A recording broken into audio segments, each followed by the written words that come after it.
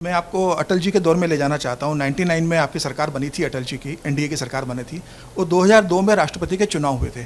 उसके बाद अब्दुल कलाम जी का नाम आया। समाजवादी पार्टी मुलायम सिंह ने समर्थन दिया, कांग्रेस ने भी समर्थन दिया और अब्दुल कलाम अटल जी के इसमें देश के राष्ट्रपति बने। क्या आपको नहीं लगता कि एक सर्वानुमति बनना चाहिए सरकार के बीच में और विपक्ष के बीच में, और एक सर्वानुमति का उम्मीदवार देश के सामने आना चाहिए? मैं आपसे कहना चाहूँगा कि अच्छा होता अगर आज की सरकार भी ठीक उसी तरह व्यवहार करती जैसे उस समय अटल जी की सरकार ने व्यवहार किया था। सबसे राय मशविरा करती और एक ऐसे उम्मीदवार को तय करती, शायद वो द्रौपदी मुर्मू ही होती, एक ऐसे उम्मीदवार को तय करती जिसके ऊपर सर्वानुमति बनती और कोई कॉन्टेस्ट नहीं होता।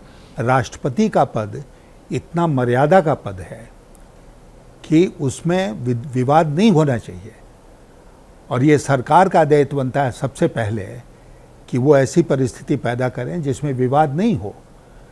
मैं मानता हूं कि सरकार ने ऐसा नहीं किया, करना चाहिए था। यशवंत जी, आपने रबर स्टैम्प की बात की, राष्ट्रपति एज रबर स्टैम्प। इस पे बहस हो सकती है, जैसे मेरी दोस्त ने बहस की, लेकिन अभी जो 5 बरस पूरे हो रहे हैं और उसके बाद मुर्मू जी पद ग्रहण करेंगी, तो ये जो अभी प्रेसिडेंसी निकली है, बहुत इवेंटलेस प्रेसिडेंसी थी, ये खामोश प्रेसिडेंसी थी। देश में इतना कुछ हुआ, एक वक्तव्य तक नहीं सुना हमने माननीय राष्ट्रपति की तरफ से। इसका कारण क्या है? और दूसरा, क्या आज के दिन अपॉर्चुनिटीज़ मिस हो रही हैं कि विपक्ष के साथ उतना इंटरेक्शन नहीं है जितना कि अटल जी और आपके ज़माने में और जसवंत सिंह के ज़माने में हुआ करता था? मैं आपसे सहमत होते हुए ये कहूँगा कि कंसेंसस का वो ज़माना अब लद गया है इस सरकार में। और अटल जी की सरकार में न केवल पार्टी के भीतर, न केवल कैबिनेट के अंदर, बल्कि विपक्ष के साथ भी जो कंसेंसस बना के आगे चलने की प्रणाली थी, वो अब समाप्त हो गई है। अब वो नहीं है। बहुत सारे ऐसे अवसर आए, आप जानते हैं, जिसमें हम लोगों ने विपक्ष के साथ बैठ के ड्राफ्ट बनाया, उनके साथ बातचीत की। आज जो हम रबर स्टैम्प प्रेसिडेंट की बात कर रहे हैं, मैं कहूँगा कि रबर स्टैम्प कैबिनेट है। आज कैबिनेट में कौन अपनी बात उठा रहा है, कौन अपनी इंडिपेंडेंट लाइन पर जा रहा है? सब लोग जो ऊपर से आदेश होता है, हमको लोग अंदर खाने की खबर बताते हैं कि कैबिनेट मीटिंग्स एक तरफा होती हैं, एक व्यक्ति बोलता है, बाकी सब लोग सुनते हैं।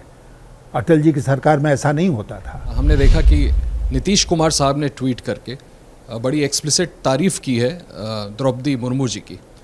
आपको ये देख करके तकलीफ़ हुई? आपको उम्मीद थी कि नीतीश बाबू आपका समर्थन करते? क्या आपने उनको अप्रोच किया है या करेंगे? पहले आप इस सवाल का जवाब दे दें, फिर मैं दूसरा पूछूं। हाँ, मैं करूँगा। मेरा एक उम्मीदवार के नाते ये हक बनता है कि सब लोगों को अप्रोच करूँ और सबसे वोट मांगूँ।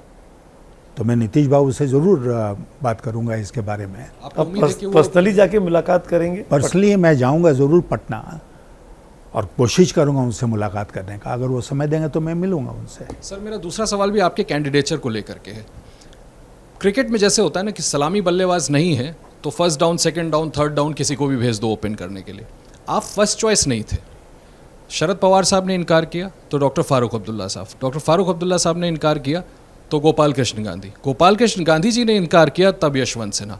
तो आपको नहीं लगता है सर कि जब आप फर्स्ट चॉइस ही नहीं थे तो आप वो कॉन्फिडेंस कैसे इंस्पायर करेंगे? देखिए, ऐसा है कि एक इंटरव्यू में भी हाल में मैंने कहा कि मैं अक्सर सेकंड चॉइस रहा हूँ। मेरे लाइफ की कहानी ये है कि मैं फर्स्ट चॉइस नहीं रहा, अक्सर मैं सेकंड चॉइस रहा हूँ। लेकिन सेकंड चॉइस होते हुए भी हम उस पद पर चले गए या वो अवसर हमें मिल गया। फिर जो कुछ मुझे करना था वो मैंने किया। और मजाक में मैंने ये कहा कि इस बार मैं चौथा उम्मीदवार हूँ, सेकंड भी नहीं, चौथा, जैसा आपने कहा। तो 2 का दुगना होता है 4, तो इसलिए जीत की संभावना उससे हमारी दुगनी हो गई। आपकी कैंडिडेचर के अनाउंसमेंट से पहले क्या शरद पवार साहब ने नवीन पटनायक या वाईएसआर या फिर जो आशीष करे थे, नीतीश कुमार, इन सब से सलाह मशवरा किया था कि आपको उम्मीदवार बनाया जाए, उससे पहले उनका सपोर्ट मिले? मैंने उनसे पूछा नहीं है इस प्रश्न को कि आपने सबसे बात की थी कि नहीं, इसलिए मैं इस प्रश्न का उत्तर देने में असमर्थ हूँ। ये जो बीच की पार्टियां हैं जिन्होंने क्लियर नहीं किया अभी तक, क्या आपको उम्मीद है कि वो आपके साथ आएंगी, जैसे वाईएसआर, जैसे टीआरएस, जैसे आम आदमी पार्टी? नहीं, उम्मीद तो हमारी है और मुझे पूरा विश्वास है कि जो लोग हमारा समर्थन कर रहे हैं, राजनीतिक दल के लोग, वो इसमें प्रयास करेंगे। और आप जानते हैं कि महाराष्ट्र में एक संकट आ गया सरकार को लेकर, जिसके चलते पवार साहब को जाना पड़ा वहाँ पर।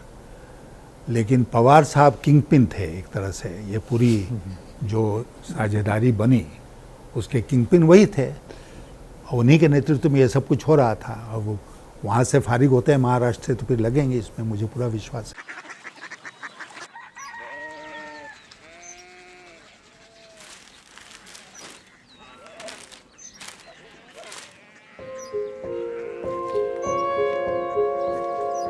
बाबा बाबा कोरिया सिटी জানি না।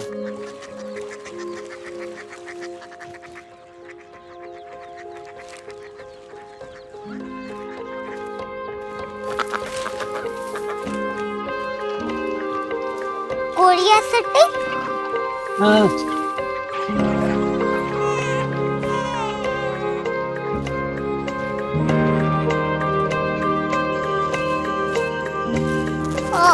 कोरिया सिटी कहाँ पे है? शहर अंग्रेजी लगे हैं।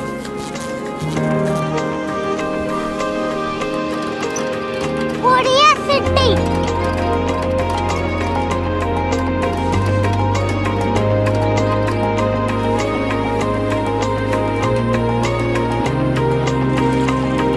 वो बहुत दूर है।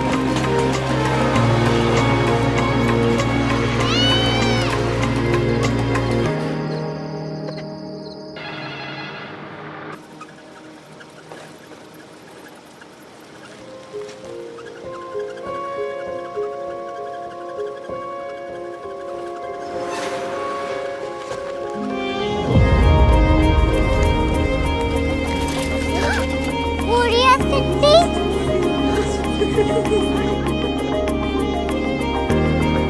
दुनिया को बोलना है, कुछ लोग बड़े होते हैं। कोरिया सिटी कहाँ है? प्रोफेसर साहब को पता होगा। हो, ये छोटा वाला ग्लोब लगता है और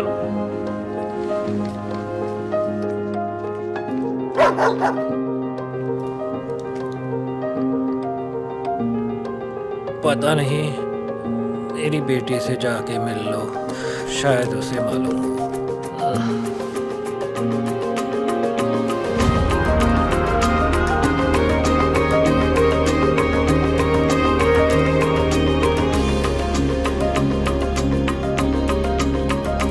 हाय,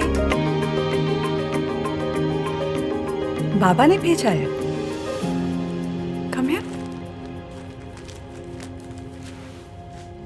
कोरिया सिटी कोरिया सिटी नहीं, क्यूरियोसिटी। वो क्या? That's what brought you here,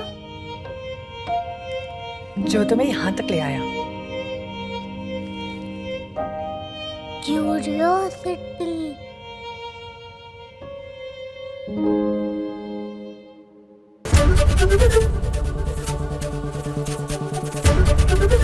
ABP news आपको रखे आगे।